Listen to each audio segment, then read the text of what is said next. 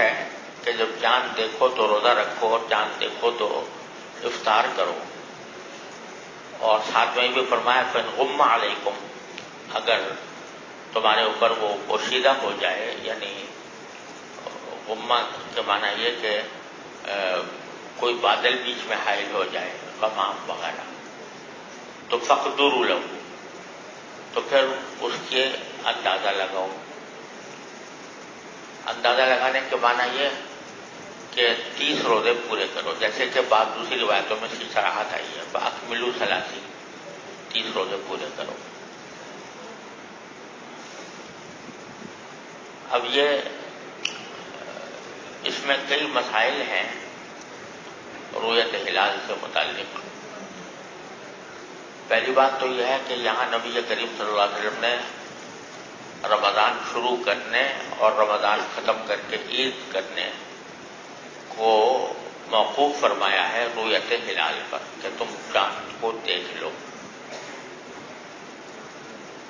اس کی بنا پر تقریباً تمام فقہا اس بات پر متفق ہیں کہ رمضان کا ثبوت چاند دیکھنے ہی سے ہوگا، محض حسابات کی بنیاد پر نہیں ہو سکتا، کیونکہ حضور نے رؤیت کا ذکر کیا ہے. اور بعض دوسری روایت میں الفاظ یہ ہیں کہ صوموا لرؤیتہ وافطروا لرؤیتہ، تو حساب کے ذریعے پتہ نہیں لگایا جا سکتا جب تک کہ رؤیت نہ ہو. اگرچہ یہ اس پر تقریباً سارے فقہا متفق ہیں، لیکن بعض معاصرین کا کہنا یہ ہے کہ جس چیز کی پچھلے فقہاء کرام نے نفی کی تھی وہ در حقیقت نجومیوں کی باتیں تھیں. نجومیوں کی باتیں جو ہے محض ظن اور قیاس ہوتی تھی اور ان کا مدار یا ان کی بنیاد کوئی علمی چیز نہیں ہوتی تھی. لیکن اب حساب کا معاملہ اتنا ترقی کر گیا ہے کہ اس میں بالکل صحیح اندازہ لگانا ممکن ہو گیا ہے. لہذا فقہا نے جو کہا تھا وہ غیر یقینی قسم کے منجمین کی باتوں کے لیے کہا تھا، لیکن اگر حساب یقینی ہو تو پھر اس صورت میں اس کے اوپر عمل کرنے میں کوئی حرج نہیں ہے. بعض معاصرین کا کہنا یہ ہے، بعض معاصر علماء بھی اس کے قائل ہیں. لیکن صورتحال یہ ہے، ذرا سمجھ لو کہ حساب بے شک یقینی ہوتا ہے. جیسے کہ 2 اور 2 4 یقینی ہے، اور اب اتنا یقینی ہے کہ لوگوں نے مصنوعی سیارے چھوڑے اور راکٹ چھوڑے، چاند کے اوپر پہنچے. اب اس میں انہوں نے اس بات کا اندازہ لگایا کہ جس وقت ہمارا یہ سیارہ چاند پر پہنچے گا تو چاند اس وقت کہاں ہوگا، اس کی پوزیشن صحیح اندازہ لگائی تبھی وہاں تک پہنچ پائے. تو اس لیے حساب تو یقینی ہے، لیکن حساب جو کچھ بتاتا ہے وہ یہ بتاتا ہے کہ چاند کس وقت کہاں ہے. سمجھے نا؟ اب چنانچہ جو موجودہ حساب کے لوگ ہیں سائنسدان، وہ یہ بتاتے ہیں کہ چاند کس وقت پیدا ہوگا.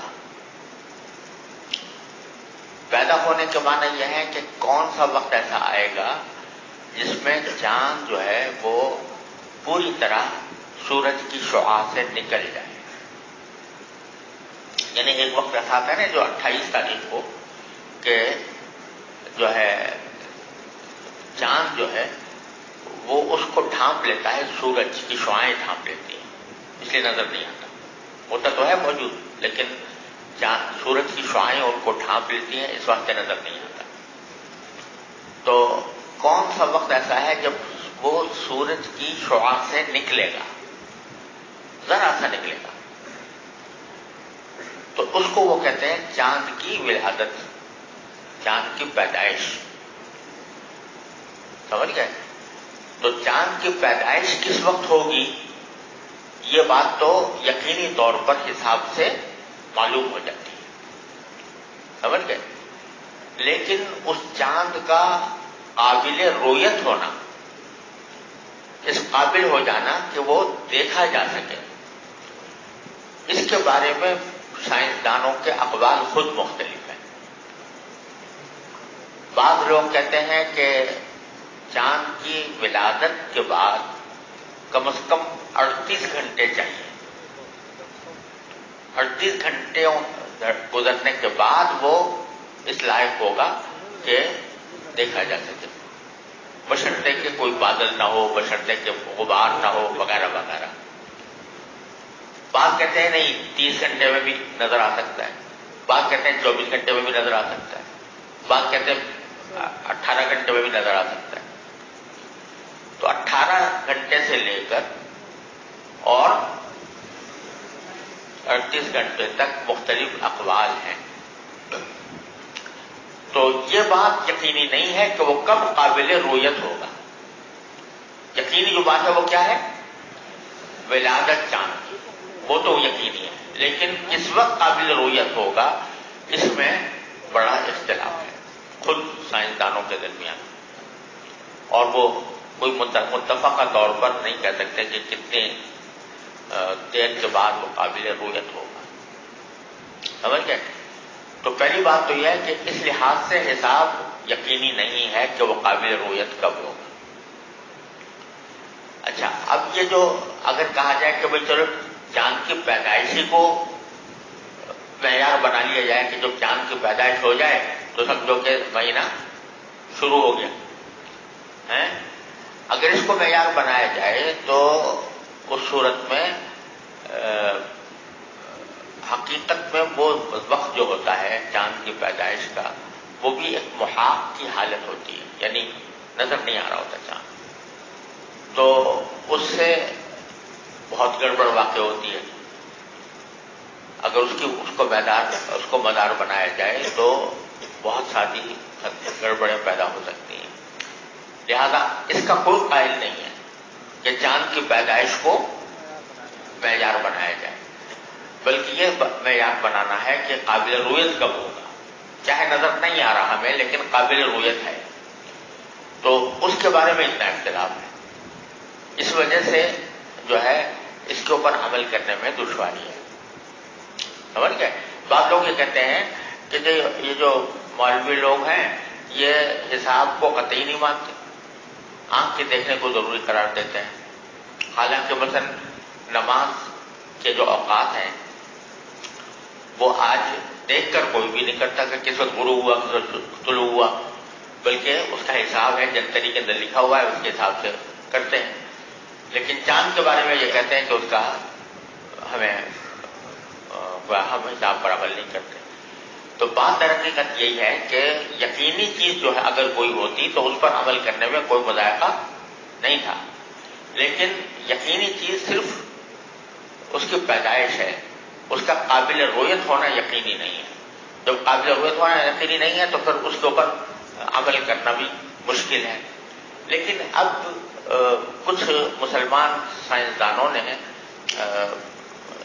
کچھ فارمولے بنائے ہیں کہ بھئی کس طریقے سے اس کا تعین کیا جا سکتا ہے، کتنے گھنٹے کے بعد کیا جا سکتا ہے، اس کے کچھ فارمولے بنائے ہیں۔ ابھی کچھ پچھلے دنوں ترکی میں ایک کانفرنس ہوئی تھی جس میں اس کا ایک فارمولہ بنایا گیا تھا اور اس پر بہت لوگوں نے اتفاق کا بھی اظہار کیا، لیکن ابھی تک کوئی ایسا فارمولہ کہ جس کے بنیاد پر یہ کہا جا سکے کہ بھئی یہ یقینی قسم کا ہے، وہ ذرا ابھی تک پردہ راز یعنی پردہ خفا میں ہے، لہذا اس کے اوپر عمل کرنا مشکل ہے۔ اگر ایسا کوئی فارمولہ دریافت ہو جائے تو میں ذاتی طور پر یہ سمجھتا ہوں کہ آج کل کے حالات میں اس کے اوپر عمل کر لینے میں کوئی حرج نہیں ہے، اور وجہ یہ ہے کہ آج کل رویت ہلال کا مسئلہ جو ہے ساری دنیا میں ایک بڑا زبردست اختلافات کا سبب بن گیا ہے، اور ان اختلافات کی وجہ سے ایک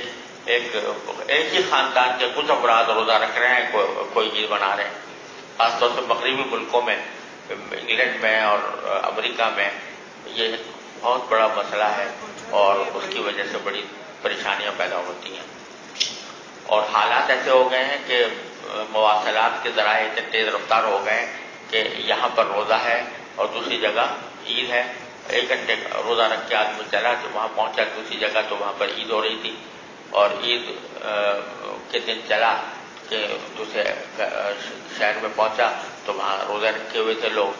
اس قسم کے مسائل بہت زیادہ پیدا ہو گئے ہیں۔ اگر کوئی فارمولہ ایسا دریافت ہو جائے تو میں ذاتی طور پر سمجھتا ہوں کہ اس میں کوئی حرج نہیں ہے اگر اس پر عمل کیا جائے، لیکن ابھی تک متفقہ فارمولہ کوئی ہوا نہیں دریافت۔ قرآن کریم سے بھی معلوم ہوتا ہے کہ چاند کا پورا حساب، والقمر قدرناہ منازل حتی تعلموا عدد السنین والحساب، والقمر قدرناہ منازل حتی تعلموا عدد السنین والحساب، قرآن کریم خود کہہ رہا ہے کہ ہم نے ایسی منزلیں مقرر کر رکھی ہیں۔ لہذا اگر کوئی فارمولہ ایسا دریافت ہو جاتا ہے تو اس میں بہت زیادہ تشدد کی ضرورت مجھے نہیں معلوم ہوتی۔ ایک بات بھی یاد کرنی۔ دوسری بات یہ ہے جو ایک بہت بڑا مسئلہ روئے ہلال کے سلسلے میں پیدا ہوتا ہے، وہ ہے اختلاف مطالع کا۔ یہ بحث کہیں پڑھی ہے آپ نے؟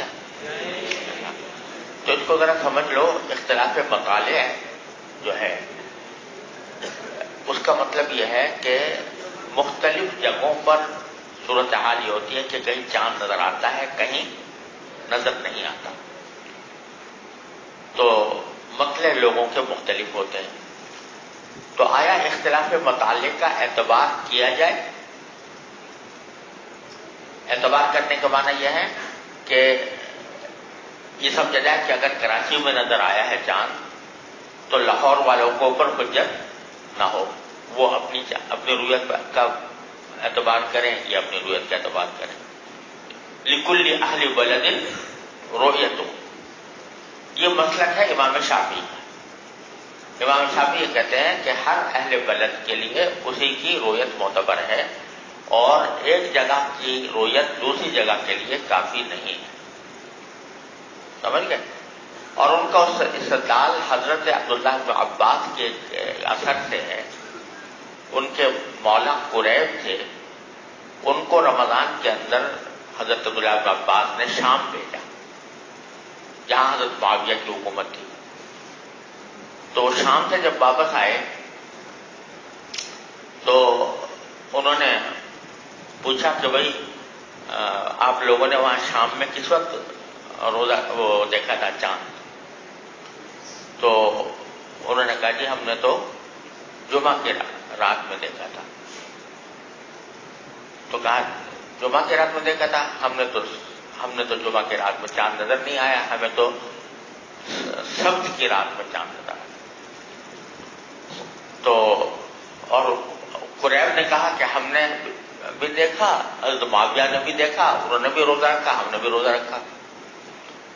تو حضرت عبداللہ بن عباس نے فرمایا لیکن ہم نے تو سبت کی رات میں دیکھا تھا، تو ہم تو اب روزے رکھتے رہیں گے جب تک کہ ہم اپنے خود یہاں چاند نہ دیکھ لیں یا 30 دن پورے نہ ہو جائیں۔ گویا انہوں نے وہاں کی رویت کا اعتبار نہیں کیا۔ اس پر مدار ہے امام شافعی رحمۃ اللہ علیہ کے مذہب کا۔ وہ کہتے ہیں اختلاف مطالع کا اعتبار نہیں ہے۔ باقی سارے فقہا، مشہور تو یہ ہے کہ یہ حنفیہ کا قول ہے، لیکن حقیقت میں سارے فقہا، مالکیہ، حنابلہ، وہ بھی اس بات کے قائل ہے کہ اختلاف مطالع کا اعتبار نہیں ہے، یعنی ایک جگہ کی رویت دوسری جگہ کے لیے بھی معتبر ہو سکتی ہے۔ سمجھ گئے؟ اور اس بنا پر اگر اس قول کو اختیار کیا جائے، اور حنفیہ کا جو اصل ظاہر و روایت کا قول ہے وہ یہی ہے کہ اگر اہل مشرق نے چاند دیکھ لیا، اہل مغرب نے چاند دیکھ لیا، تو اہل مشرق کے اوپر بھی حجت ہوگا، بشرطے کہ وہ صحیح طریقے سے اس رویت کا ثبوت مشرق میں ہو جائے۔ اور اگر عقلاً دیکھا جائے تو اختلاف مطالع کو معتبر ماننے کا کوئی جواز نہیں ہے۔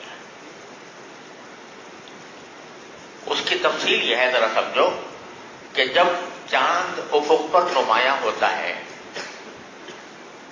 افق پر جب ظاہر ہوتا ہے تو وہ زمین کے اوپر اپنے دیکھنے والوں کے اعتبار سے ایک قوس بنتا ہے، ایک کمان جیسی ہوتی ہے یہ، سمجھے؟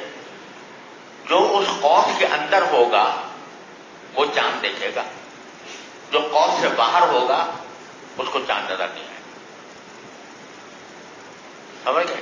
فرض کر لو میں ایسے ہی سمجھانے کے لیے، یہ میرا جو ڈیسک ہے یہ قوس ہے ایک، تو جو اس قوس کے اندر ہے وہ چاند دیکھے گا، جو قوس سے باہر ہے وہ نہیں دیکھے گا، ٹھیک؟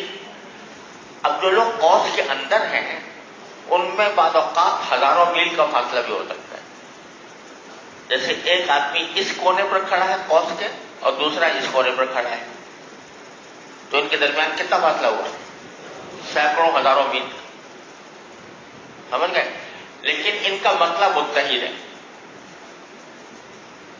یہ بھی دیکھ رہا ہے اور یہ بھی دیکھ رہا ہے، ٹھیک؟ اور جو قوس سے باہر ہے وہ چاند نہیں دیکھتا۔ اب ایک آدمی قوس کے اس کنارے پر کھڑا ہے، وہ دیکھ رہا ہے کہ نہیں؟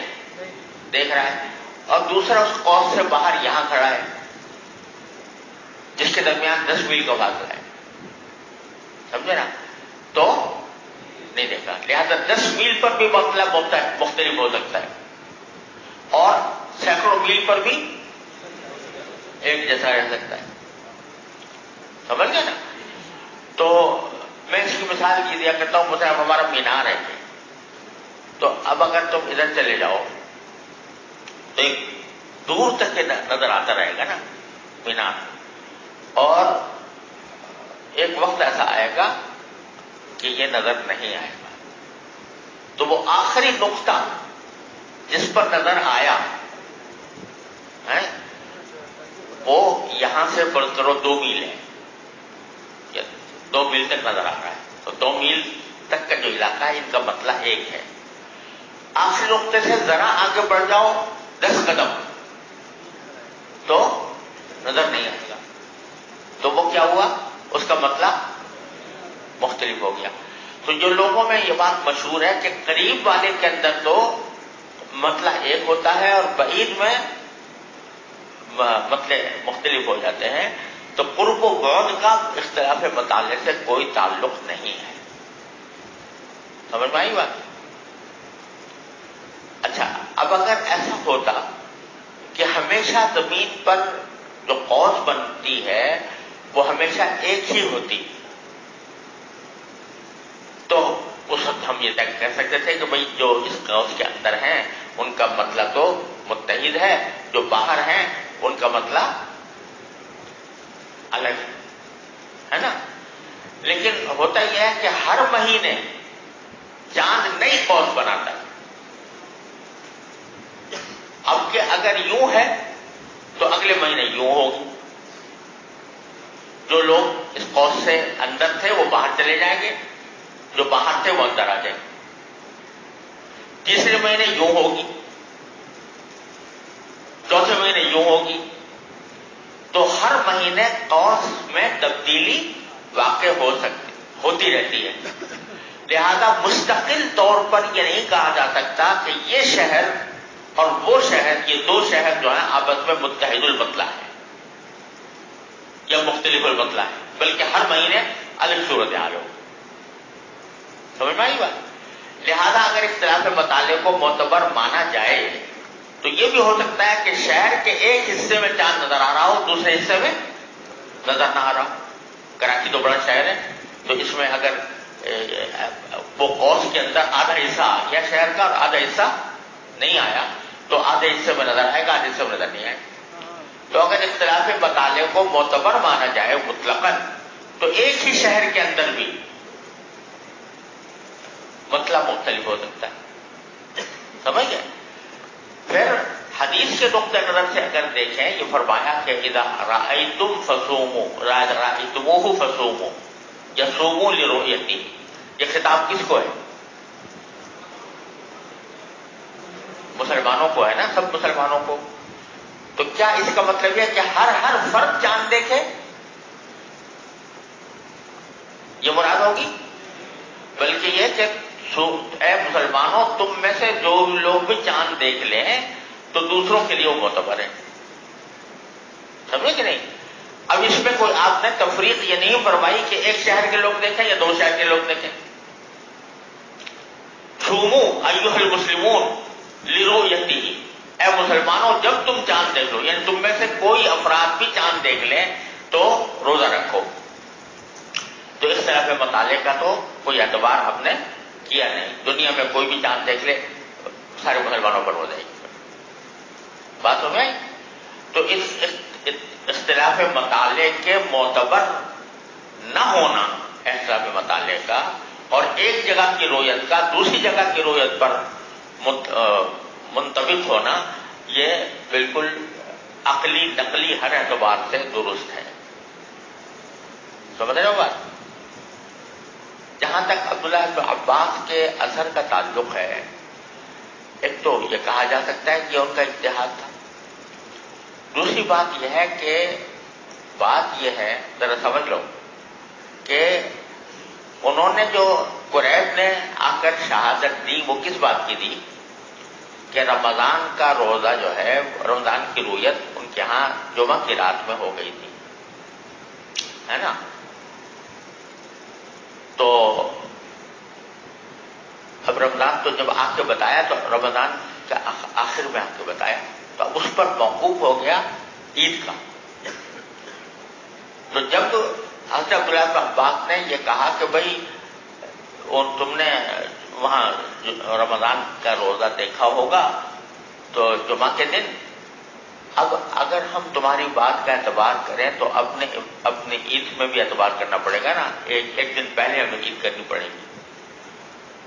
تو ایک آدمی کی شہادت، رمضان تو ثابت ہو سکتا ہے ایک آدمی کی شہادت سے، ایک آدمی کی خبر سے رمضان کا، لیکن عید کے لیے ایک آدمی کی شہادت تنہا کافی نہیں ہے. اس کے لیے کم سے کم 2 آدمی چاہیے. تو اب عید کا مسئلہ چونکہ اس پر موقوف ہو گیا تو اس عید کے مسئلے کے لیے تنہا قریب کی شہادت کافی نہ ہوگی، بلکہ اس میں 2 آدمی چاہیے. اس لیے انہوں نے رد کر دیا. یہ احتمال بھی ہے اس میں. اور دوسرے دلائل عقلیہ اور نقلیہ سب اختلاف مطالعے کو غیر معتبر ہونے کو کہتے ہیں. سمجھ گئے؟ حنفیہ کا اصل مذہب ظاہر و روایت کا یہی ہے کہ اختلاف مطالعے مطلقاً غیر معتبر ہے. لیکن متاخرین میں سے بعض حضرات نے، جیسے علامہ زیلعی نے لکھ دیا کہ بھئی بلاد ناحیہ میں اعتبار کرنا چاہیے اختلاف مطالعے کا، یعنی دور دراز کے علاقوں میں. سمجھے نا؟ انہوں نے وہ اس تقدیر پر فرمایا کہ دور ہونے کا نتیجہ ضرور یہ ہوگا کہ مسئلہ مختلف ہو جائے گا. لیکن ابھی میں نے جو آپ کے سامنے تشریح بیان کی اس سے کیا پتہ چلتا ہے کہ دور ہونے یا قریب ہونے سے کوئی فرق نہیں پڑتا. لہذا یہ جو بات کہی گئی ہے یہ امام ابو حنیفہ کی بات نہیں ہے. امام ابو حنیفہ کی بات یہی ہے کہ اختلاف مطالعے مطلق معتبر ہے. لہذا اگر آج مسلمان اس بات پر اتفاق کر لیں جو امام ابو حنیفہ کا قول ہے اختلاف مطالعے کو مطلب، تو ساری دنیا میں ایک دن روزہ ایک دن افطار ہو سکتا ہے اگر امام ابو حنیفہ کی بات کا پر سب لوگ متفق ہو جائیں. سمجھ گئے؟ لیکن مشکل یہ ہے کہ متفق نہیں ہوتے اور اس کے نتیجے کو کہنا ہے چلے مطالعے معتبر ہے لہذا ہم نہیں مانتے، ادھر کی یہاں کی رویت دوسری جگہ نہیں مانتے. سمجھے؟ ہم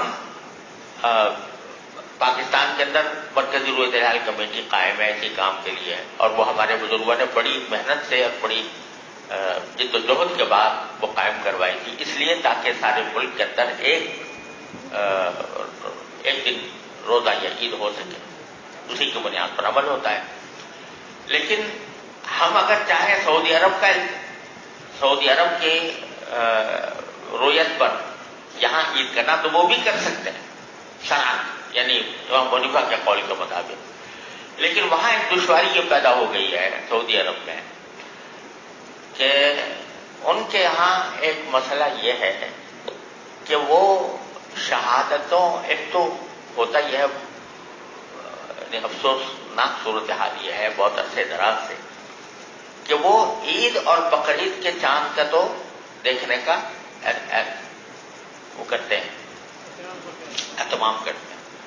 بیچ کے جو مہینے ہیں ربیع الاول، ربیع الثانی وغیرہ مثلا، ان کی رویت کا اعتبار کا اہتمام نہیں، مدتوں ایسا ہوتا۔ اب جب وہ فرض کرو 29 شعبان آیا، اس دن انہوں نے رویت کا اہتمام کیا، یہ کیا پتا کہ یہ 29 شعبان ہے، کیونکہ پچھلے کئی مہینوں سے رویت کا اہتمام نہیں ہو رہا، ایک زمانے تک تو یہ ہوتا رہا۔ اب کہتے ہیں میں نے خود بات کی وہاں کے لوگوں سے، تو انہوں نے کہا کہ نہیں، اب ہم سارے مہینوں کا کرنے لگے ہیں۔ خیر چلو الحمدللہ وہ بات درست ہو گئی، لیکن دوسری طرف یہ بھی ہے کہ وہ بعض اوقات ایسے وقت میں شہادت قبول کر لیتے ہیں جبکہ چاند کا نظر آنا ناممکن ہو۔ مثال کے طور پر ابھی چاند پیدا ہی نہیں ہوا، چاند ابھی پیدا ہی نہیں ہوا، اور نے کہا کہ گواہوں کی گواہی آ گئی ہے، لہٰذا پیدا کر۔ اس بات کے بعد اوقات ہمارے اور ان کے درمیان 2 دن کا بھی فرق ہوا ہے کبھی کبھی، سمجھے نا؟ تو یہ مسئلہ جو ہے یہ ذرا تھوڑا سا پیچیدہ ہو گیا، اور یہ بہرحال ایک اجتہادی مسئلہ ہے کہ وہ یہ کہتے ہیں کہ بھائی چاند پیدا ہوا یا نہیں ہوا، اس کا شریعت سے کوئی تعلق نہیں ہے۔ اب تو شہادت کے اوپر صوموا لرؤیتہ وافطروا لرؤیتہ، لیکن ایک بہت بڑی جماعت یہ کہتی ہے، میرا بھی یہی کہ اگر چاند ابھی پیدا ہی نہیں ہوا تو ناممکن ہے اس کی رؤیت، سمجھے نا؟ ایسے موقع کے اوپر تنہا 1-2 آدمیوں کی شہادت قبول کر کے اعلان کرنا یہ درست نہیں ہے، سمجھے نا؟ کیونکہ میں نے ابھی بتایا تھا کہ یہ بات تو یقینی نہیں ہے کہ کب قابل رؤیت ہوا، لیکن پیدائش جو ہے وہ یقینی ہے۔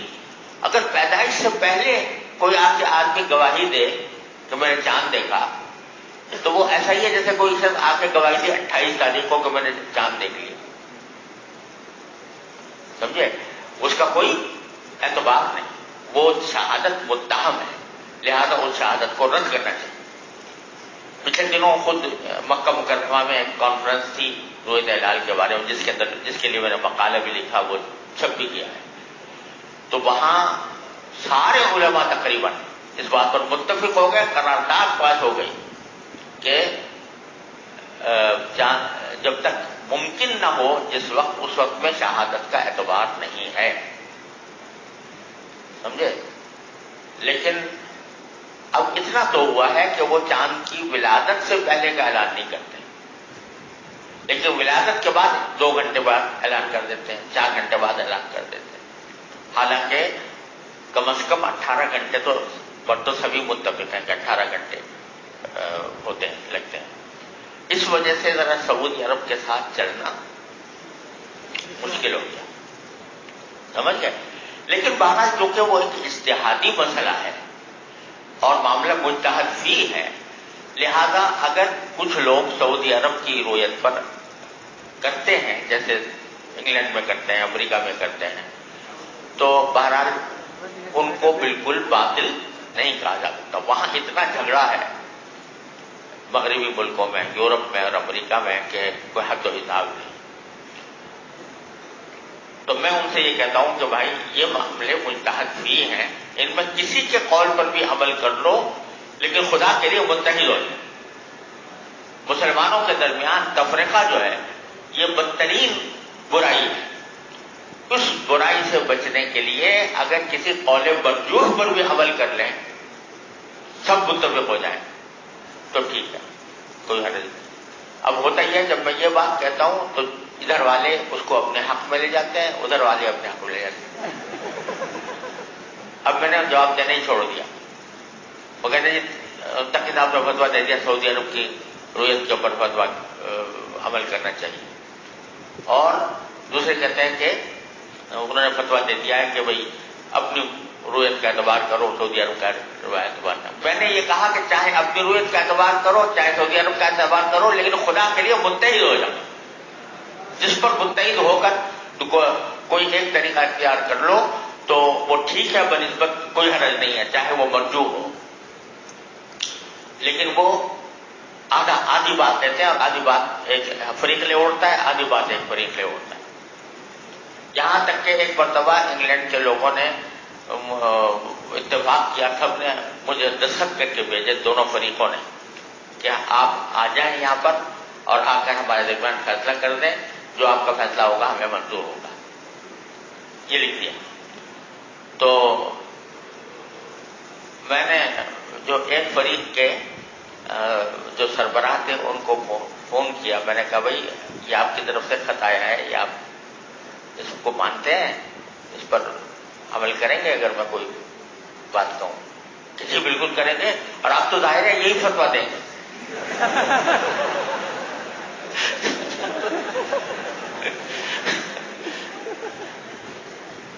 مطلب کہ یہ ظاہر ہے کہ ہمارے حق میں فتویٰ دیں گے. تو میں نے اب یعنی جب آدمی اس نقطۂ نظر سے کسی کو یہ کہے کہ بھائی میں ہم تم فیصلہ کر دو کیونکہ تم میرے حق میں فیصلہ دو، تو اس میں آدمی کیا جائے. میں نے کہا بھائی معاف کرو، اللہ میں آپ سے معافی مانگتا ہوں، میں ایسے صورت میں نہیں آ سکتا. تو یہ ایک ایسی چیز بن گئی ہے کہ جس کے اوپر ایک لڑائی جھگڑا اور جو ہے اتنا جمود اپنی رائے کے اوپر کہ دوسرے کی رائے سننے کے لیے تیار نہیں ہے. لیکن جیسے میں نے کہا کہ معاملہ مجتہد فی ہے، اور جھگڑا جو ہے وہ ایسی چیز ہے کہ نبی کریم صلی اللہ علیہ وسلم نے کعبے کی بناء ابراہیمی کو چھوڑ دیا.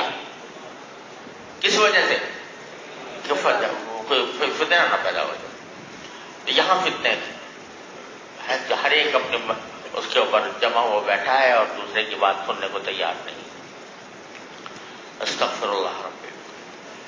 بہرحال جو حقیقت ہے وہ میں نے عرض کر دی. اگر سب متفق ہو جائیں تو ساری دنیا میں ایک دن روزہ، ایک دن عید ہو سکتی ہے امام ابو حنیفہ کے قول کے مطابق. چلو کے قول کے مطابق عمل کریں تو بعض ممالک میں دن ہوگا، بعض ممالک میں رات. کوئی بات نہیں، اب بھی ہوتا ہے نا. جہاں دن ہوگا، جہاں سب سے پہلے چاند نظر آ گیا، آسٹریلیا میں نظر آ گیا، ٹھیک ہے، تو پھر بعد میں وہاں کے اس رویت کے اوپر باقی لوگ بھی فیصلہ کر لیں. جو دن گزرتا جائے گا، رات آتی جائے گی، تو وہ اس کی رویت پر عمل کر لیں. یہ ہو سکتا ہے. لیکن جو ہے بعض لوگ یہ تجویز پیش کرتے ہیں کہ مکہ مکرمہ کی رویت کو معتبر مانا جائے، اس کو بنیاد بنا لیا جائے. وہ قابل عمل نہیں، اس لیے کہ مکہ مکرمہ کو اگر فرض کرو بنیاد بنایا جائے تو آسٹریلیا والے، جاپان والے وہ صبح تک انتظار کرتے رہے کہ چاند ہوا کہ نہیں ہوا سعودی عرب میں، سمجھے نا. تو اس واسطے وہ قابل عمل نہیں. لیکن یہ قابل عمل ہے کہ اگر آسٹریلیا میں نظر آ گیا تو باقی ساری دنیا والے جو ہیں اس کی پیروی کر لیں. سمجھ گئے؟ جی جی اگر ایسا فارمولہ کر دو. جی اگر ایسا فارمولہ دریافت ہو جاتا ہے جس میں یقینی طور پر پتہ لگ جاتا ہے کہ قابل رویت ہے، لیکن دیکھا ایک شخص نے بھی نہیں ہے، تو تب بھی اس فارمولے کا یعنی میں سمجھتا ہوں کہ اگر ایسا قابل عمل فارمولہ نظر متعین واضح ہو جائے تو میں سمجھتا ہوں کہ ایسا کرنے میں کوئی حرج نہیں. سوال یہ ہے کہ چاند جو طلوع ہوتا ہے وہ مغرب کی طرف سے طلوع ہوتا ہے. صحیح ہے. تو اس کو جو دیکھا جائے گا تو پہلے مغربی ممالک میں نظر آئے گا، بعد میں مشرقی ممالک میں نظر آئے گا. صحیح. بعض اوقات چاند جب طلوع ہوگا، صحیح کہہ رہے ہیں آپ نے، الٹا کہہ دیا آپ. بعض اوقات چاند مغربی ممالک میں مجھ سے غلطی ہو گئی، میں نے آسٹریلیا کو کہہ دیا، میں ادھر مغرب والے. جی ہاں جی. ایک حدیث شریف میں رویت ہلال کے بارے میں یہ آیا ہے کہ حضور صلی اللہ علیہ وسلم نے فرمایا کہ نحن امیون، ہم پر لوگ ہیں، ہمیں کتاب حساب وغیرہ کرنا نہیں آتا. جی تو اگر جدید فارمولا کے ذریعے اگر چاہے رویت ہلال پر یقینی طور پر فیصلہ کیا جائے تو یہ حدیث شریف کے خلاف ورزی نہیں آئے؟ اصل میں نبی کریم صلی اللہ علیہ وسلم نے جو امت الامیہ فرمایا تھا، آگے آ رہا ہے وہ حدیث آ رہی ہے، تو یہ فرمایا تھا کہ ہم جو ہیں اشار ہاکذا وہاکذا وہاکذا او ہاکذا وہاکذا وہاکذا، یہ فرمایا تھا۔ تو مطلب یہ ہے کہ ہم بعض اوقات عدد کا ذکر نہیں کرتے، اشاروں سے کام لیتے ہیں، سمجھے نا؟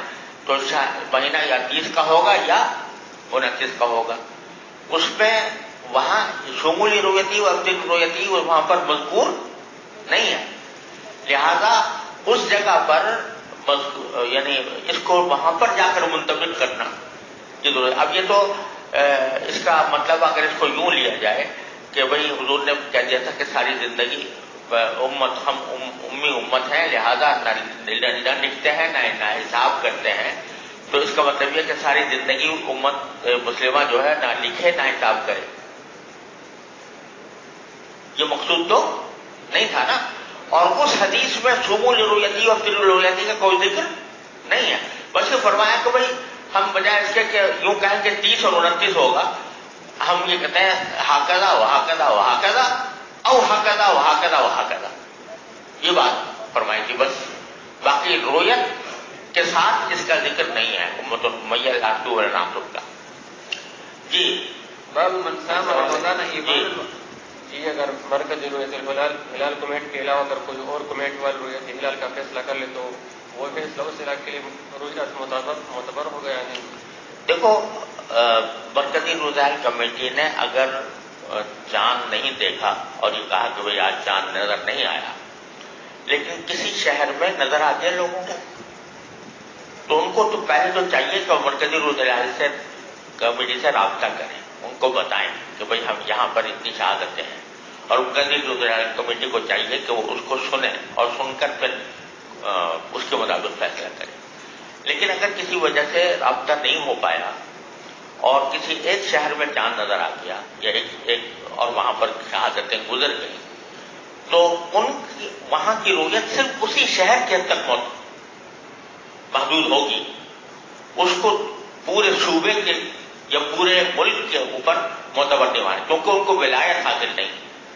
ولایت جو ہے وہ مرکزی ولایت رورل کمیٹی کو حاصل ہے، ولایت اس شہر کے کسی قاضی کو یا شہر کے کسی عالم کو حاصل نہیں ہے۔ وہ اپنی جگہ کے لیے کہہ سکتا ہے کہ بھئی یہاں ہم نے شہادتیں لی ہیں، اس شہر کے اندر چاند نظر آ گیا ہے، لہذا یہاں کے شہر کے لوگ روزہ رکھیں، ٹھیک ہے، لیکن اس کا یہ قول اس شہر کے علاوہ کسی اور شہر پر معتبر نہیں ہے۔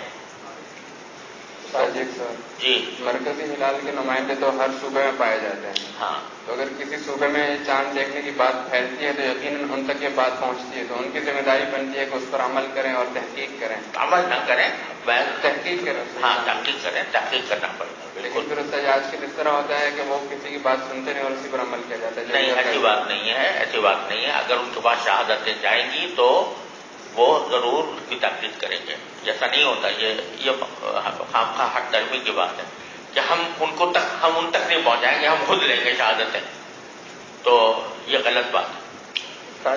جی جیسے جیسے مغرب کے ممالک کی طرف جاتے ہیں تو چاند کے نظر آنے کا اعتبار بڑھ جاتا ہے، صحیح، کیونکہ چاند کی عمر بڑھ گئی ہوتی ہے۔ صحیح، تو اگر آپ نے جیسے فرمایا کہ آسٹریلیا میں نظر آیا تو یقیناً اس کے مغرب کے ممالک میں تو نظر آنے کی کبھی امید بھی ہے اور اس پہ فیصلہ بھی کیا جا سکتا ہے۔ جی لیکن اگر مثال کے طور پہ برطانیہ میں یا ایسے ملک میں نظر آیا اس میں تو نظر آیا، جی اب چونکہ پچھلے جو مشرق کے ممالک ہیں انہوں نے دیکھا بھی نہیں اور اس کے دیکھنے کا امکان بھی نہیں تھا، اب اگر ہم اس کو سارے دنیا میں نافذ کرتے ہیں تو یقیناً آسٹریلیا جیسے ممالک میں وہ اگلے دن ہی روزہ رکھ سکتے ہیں نا، یا اس دن کیسے کیا جا سکتا ہے ایک ہی دن؟